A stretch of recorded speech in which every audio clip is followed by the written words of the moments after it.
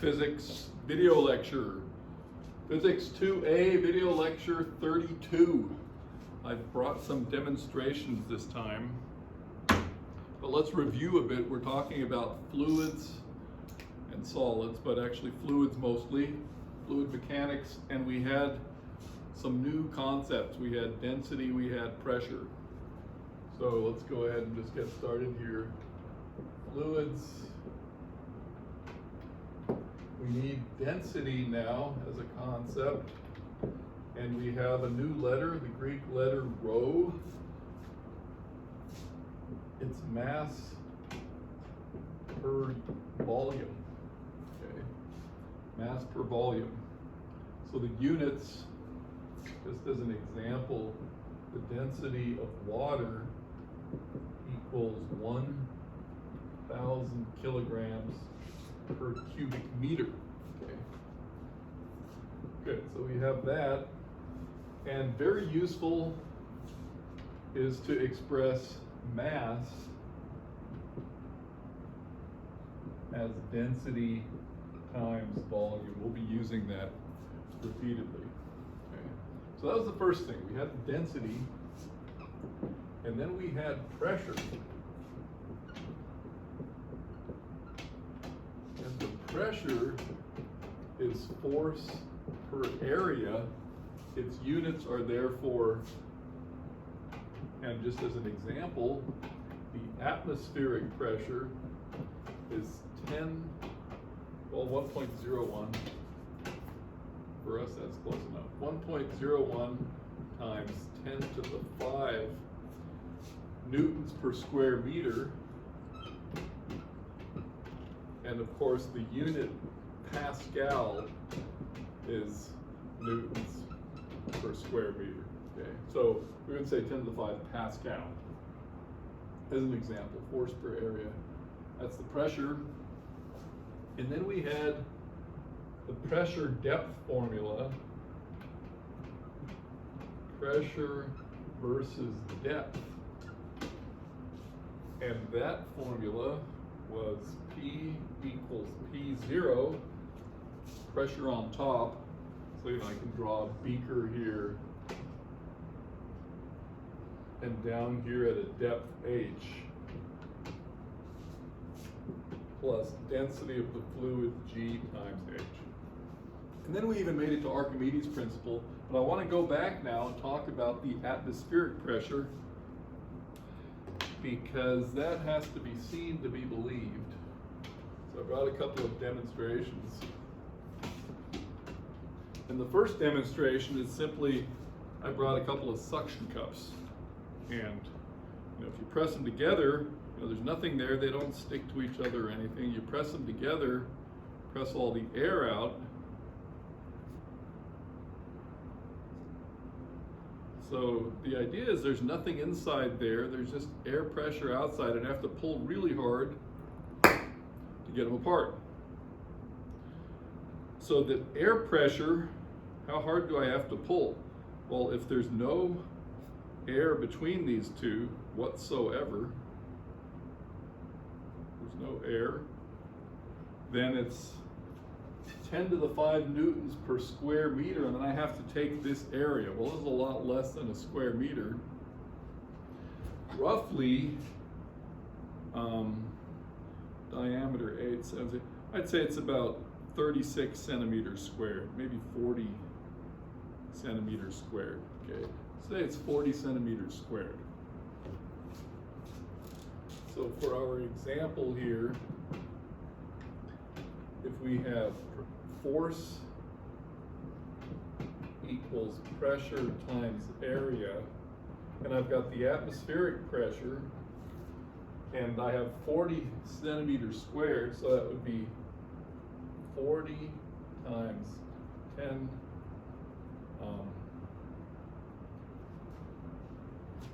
let's do it this way. Let's say this is about 6, we'll say 7. 7 times 10 to the minus 2 meters. Okay, that's 7 centimeters, and I'm going to square that. Okay, so what am I going to get? I'm going to get approximately equal to 10 to the 5. That's from the atmospheric pressure.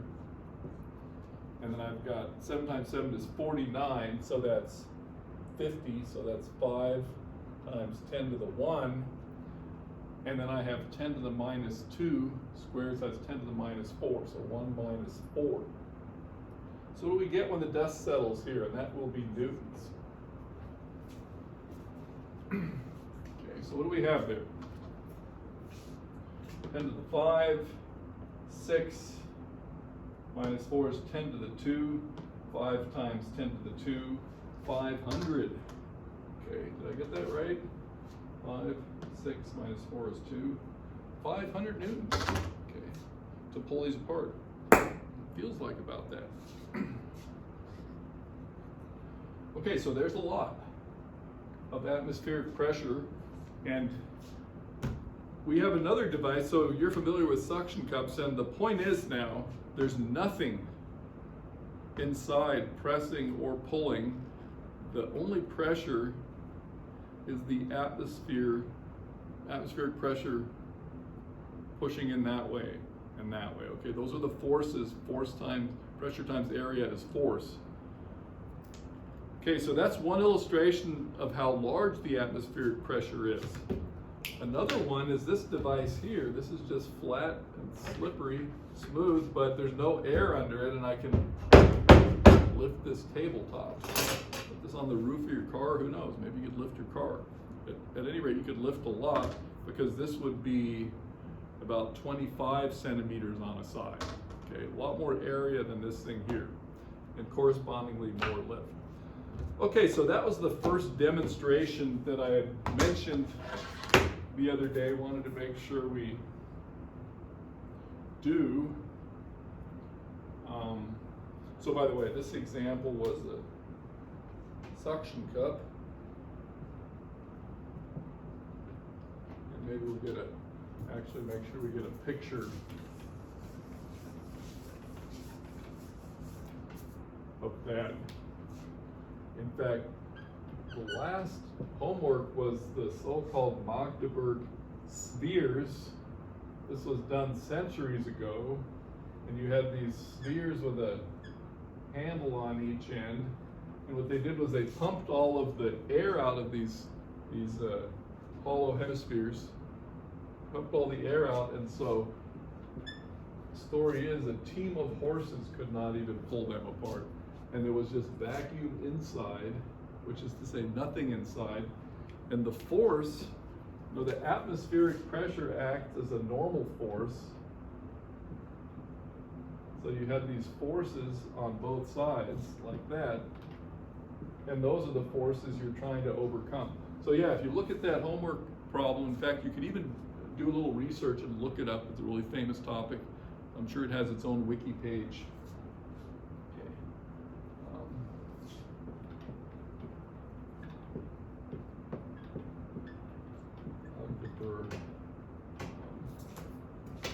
Spheres. Okay, so that is the atmospheric pressure suction cups discussion. Another good demo I have that you guys can actually do yourself at home, and I got 3 tries here. It's one take, no edit. So I'm going to fill this dish with about a 1/4 inch, 1/2 inch of water.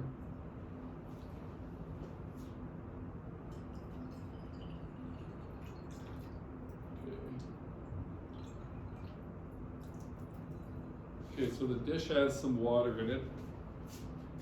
And I'm going to put a little water in this aluminum soda pop can and boil it.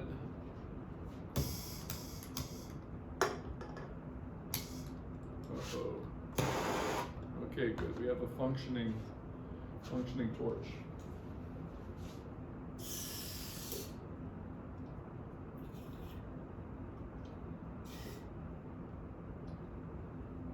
Okay, 3 tries for this. I'm boiling water in this can until the water turns to steam, and then I quickly invert it, turn it upside down into this dish of water, see what happens. Okay. And if it works, then we'll do a repeat to explain it. Okay.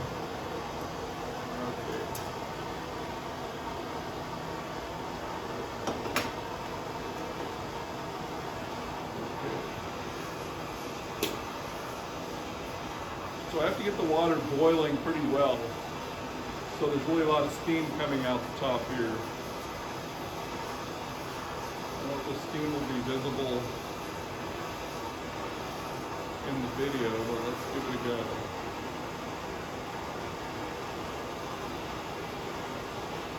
I can feel it boiling, but I don't see any steam coming out yet, so be patient.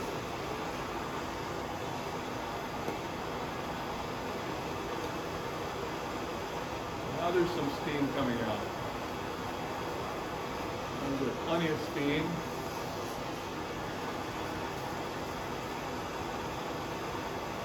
Okay, it's a real steam locomotive. Aha. Success, first try. So that happened so fast you can hardly see it. So this can was crushed by atmospheric pressure. And what happens is the steam inside the can comes in contact with the water in the dish and it condenses pretty rapidly, and then there's effectively a vacuum inside and the atmospheric pressure crushes the can. Let's give it another shot. Okay.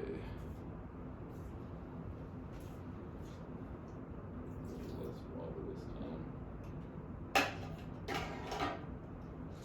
Okay, that was our first try. I should just declare victory, but now you know what's going to happen, so we'll have another go at it.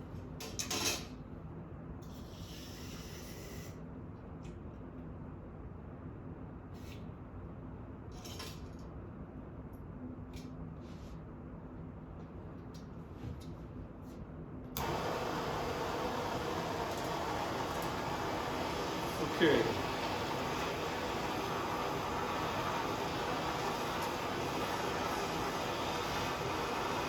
So yeah, you guys could try this at home if you have a gas burner, so it'll be able to work. I'm only putting about that much water in the soda can, and the dish has a little bit of water too. So yeah, the dish has about a ½ inch of water. So when I invert it, I have to make sure the top is flush and underwater.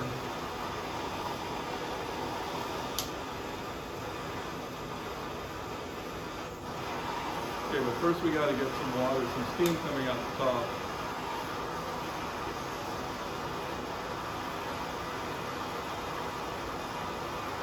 And it seems to be steaming pretty well.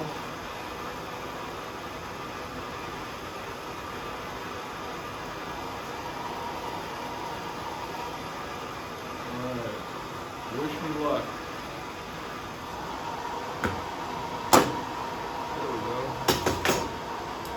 Okay, 2 out of 2 is not bad. Depending on how you do this, you can get it to crush considerably more, but we're going to be satisfied with what we had right here.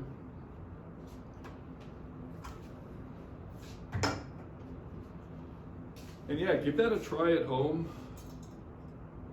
If you have a collection of these cans, you can get it to be more effectively crushing in there more. But you saw it, it happened very instantaneously.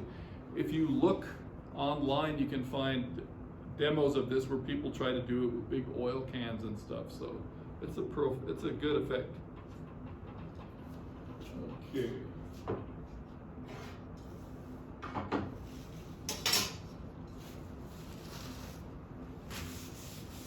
Mop up any spills.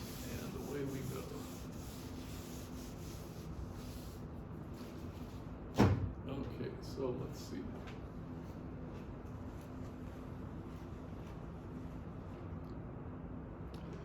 Good. Those are our atmospheric pressure demonstrations. So we had this. Let's go ahead and add a little more now. So in particular, we have this pressure depth formula, and we use that to obtained Archimedes' principle. So, let's see. Got pressure versus depth. And yeah, I could have added here, just as I did in that other equation, force equals pressure times area. That's also important in applications, just like that one I erased right there. Okay, good. So the next step, now that we've seen that, is the Archimedes' principle. So buoyancy force, I'll erase this now. This is where we left off.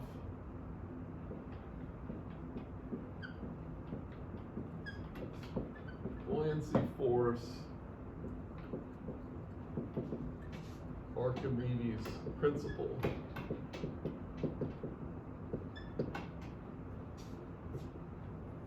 This is the kind of thing everybody should know and has a lot of applications. So the buoyancy force, and just so we have a concrete example, I always draw some kind of beaker or tub, and we've got an object in here, okay, and if it's less dense than water, you know, it'll rise to the surface, and the question is, what is pushing up on it? You know, the weight is pushing down, so there's mg pushing down, but there's the buoyancy force pushing up. Okay, so you're actually encouraged to test this out. You know, next time you've got water in the sink, you know, submerge an object, push it under, and feel that force, get a feel for what's going on. And the expression is it's the density of the fluid that it's immersed in. Okay. Has nothing to do with the object itself, just the size of the object. The volume of the fluid that's been displaced times g. And of course, this density times volume, I just drew your attention to it a little while ago, that's a mass. And if that's a mass, then mg is a weight, and therefore Archimedes' principle says the buoyancy force equals the weight of the displaced fluid. So we can put that right under here, weight of the displaced fluid. See, g is in here. With no gravity, there's no buoyancy force. Okay, so it's the weight of the displaced fluid. And what I have here in parentheses, in the red parentheses, that's the mass, density times volume of the displaced fluid. Okay. So let's do a couple of examples.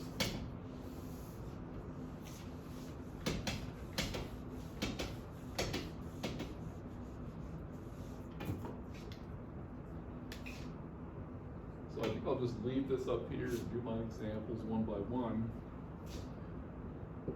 The first example, we'll use the iceberg.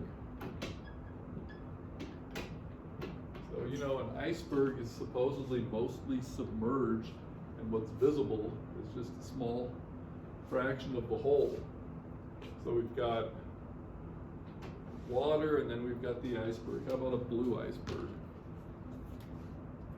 You know, we've got this iceberg, but underneath there's apparently more. Okay, so what does Archimedes' principle tell us?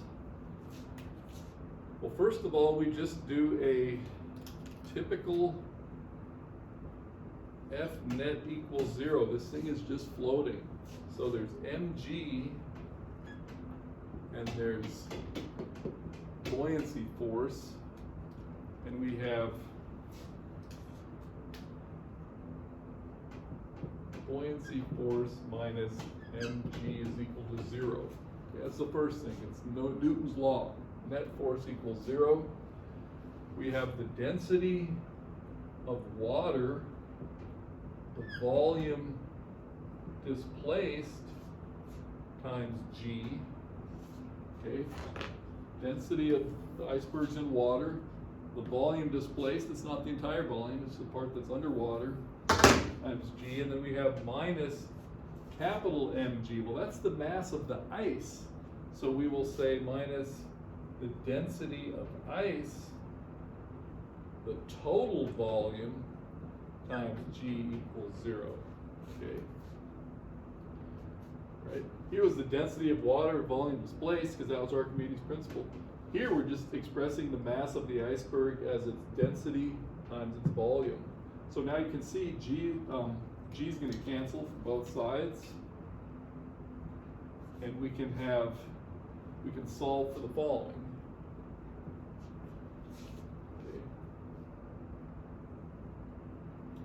Let's go ahead and solve for the volume displaced divided by the total volume. Okay, so volume displaced divided by the total volume is going to be the density of ice divided by the density of water. Get a better pen here.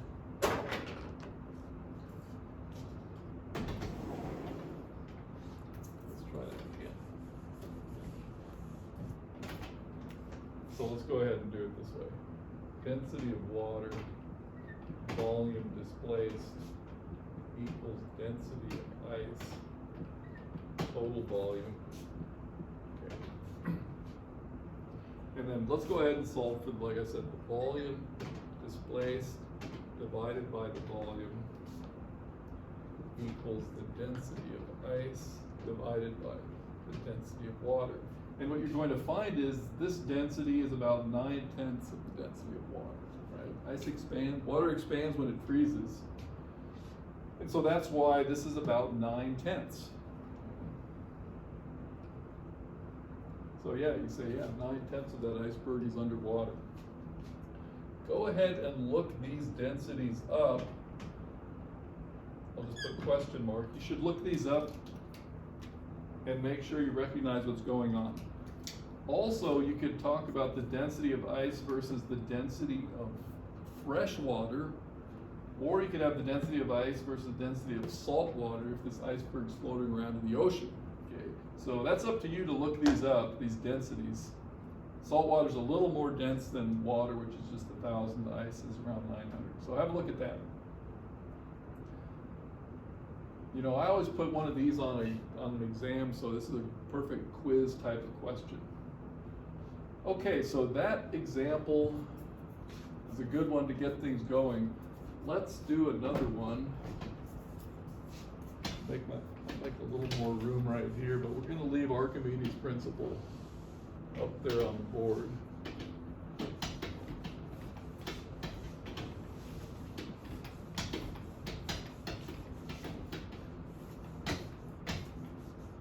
So this next example is a very important and useful one if you want to get an accurate density measurement for a small object. So suppose you have a beaker of water as usual, and you're going to suspend from a tiny thread your engagement ring. Is it real or is it out of a Happy Meal? There's the question. Okay. And how do you know? You want to get the density of that metal, but it's shiny, so you don't know if it's platinum or if it's aluminum. Okay, so how are you going to figure out what this material is made of? Okay, let's go ahead and label our graph. We have a tension in the string, and there's a buoyancy force. So I'll call that F sub B. So do this again. Okay, I'll make a better picture. Important one right here. So we have our beaker of water. We have our precious object here, and the forces on it are, I'll do these in red, mg That's its weight. If you were to weigh it in air, you would know what that is. Now we have tension and we have buoyancy force. And let's title this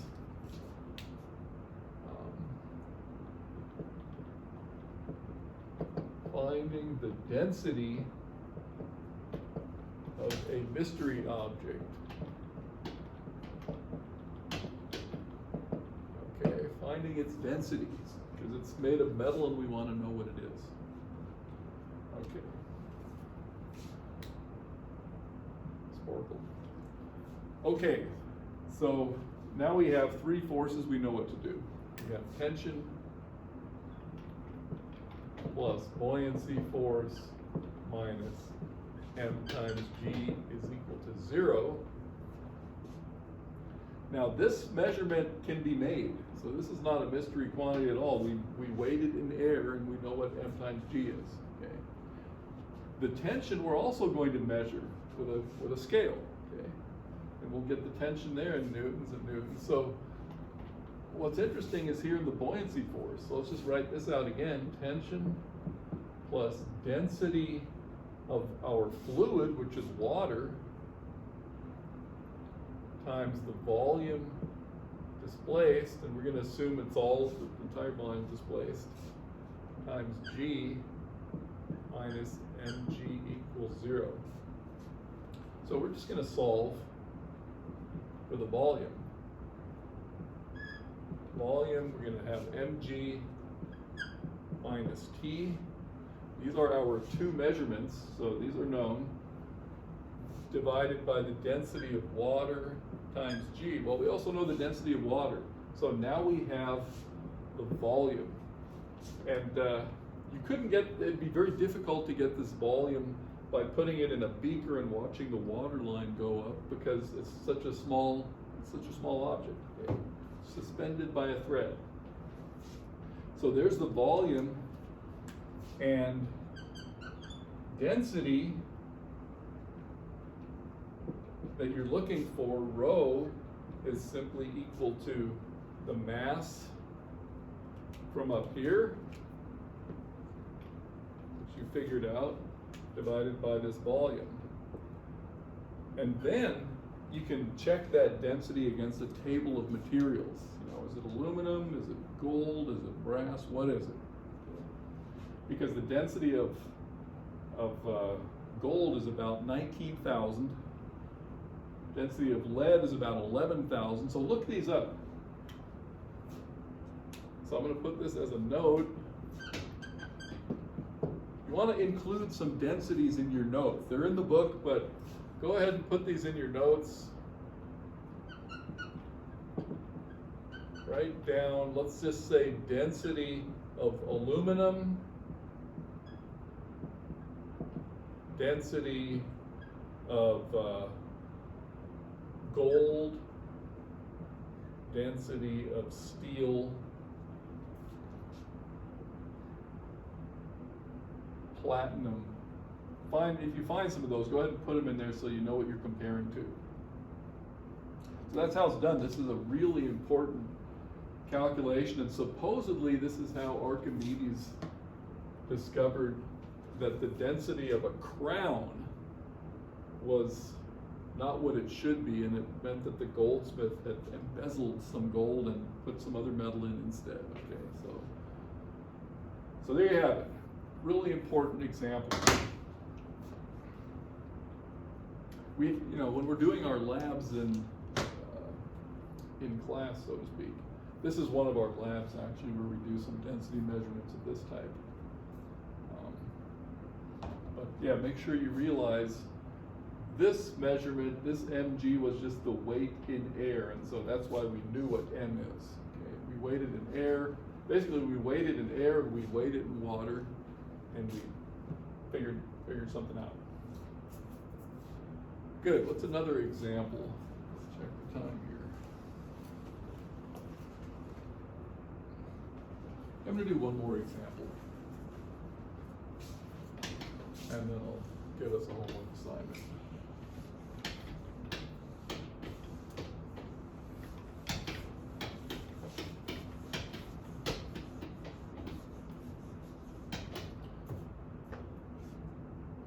only other example we really need is a helium balloon or a hot air balloon. Well, let's go ahead and talk about a helium balloon. Okay, so you have a helium balloon.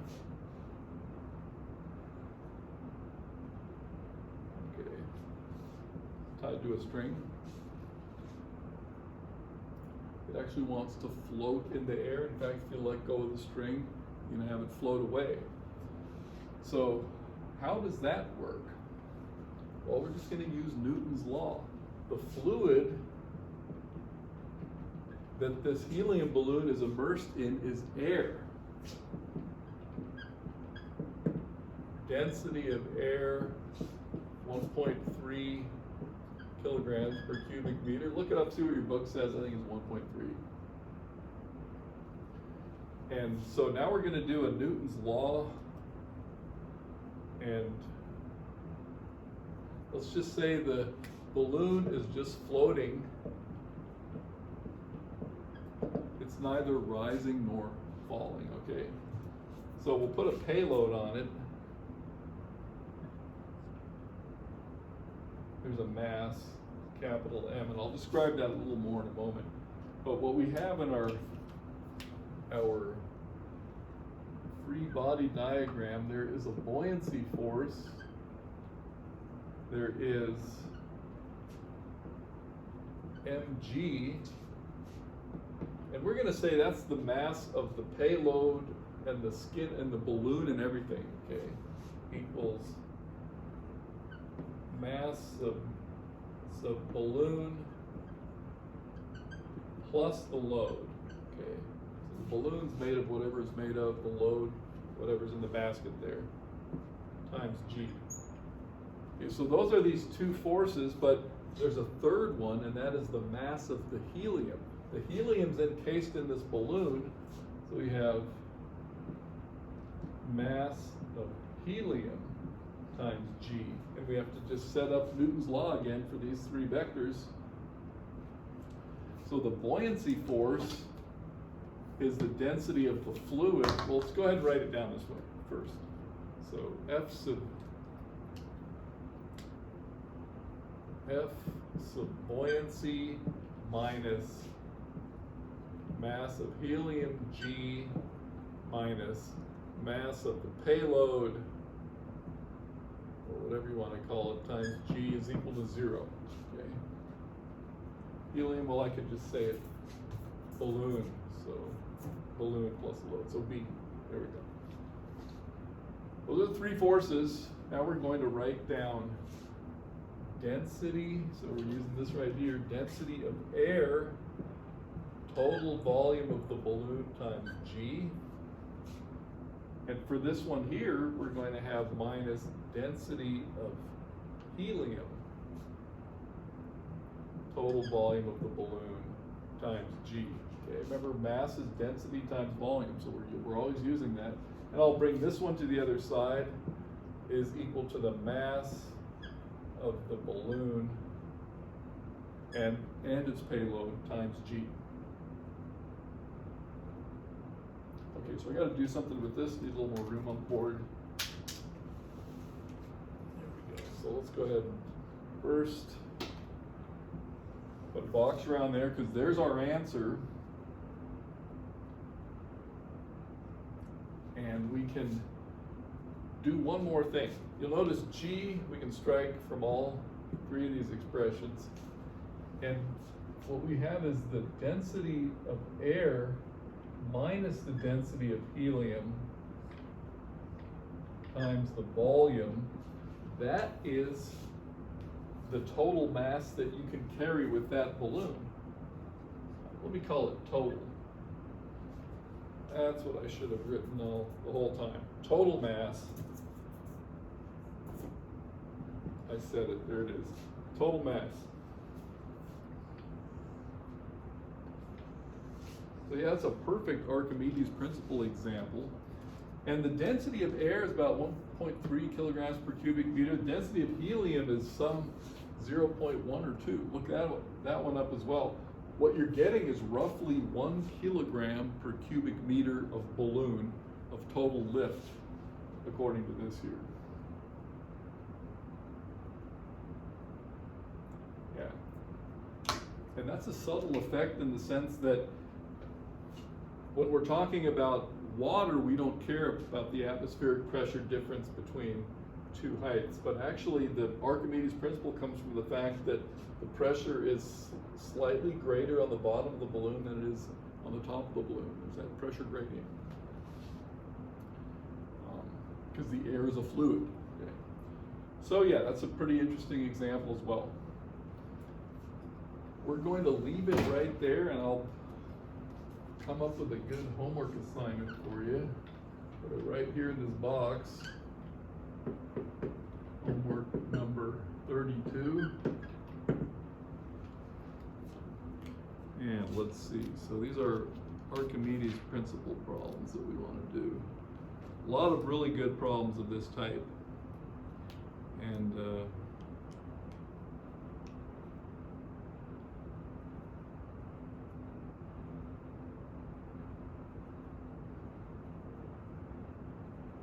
yeah, so problem 29 is one of these mystery object density of this unknown material type of problem. Very good. And 26. So these are really the same problem. Nothing wrong with looking at them and doing a couple of them. And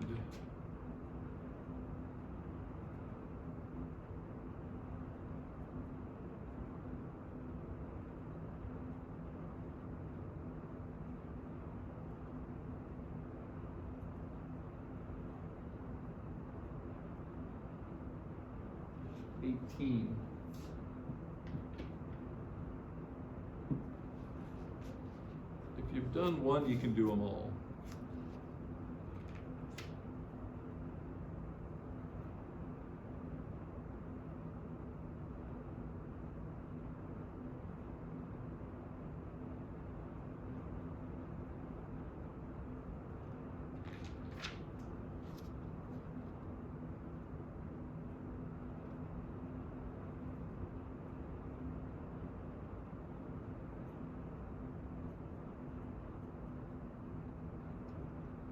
And 23.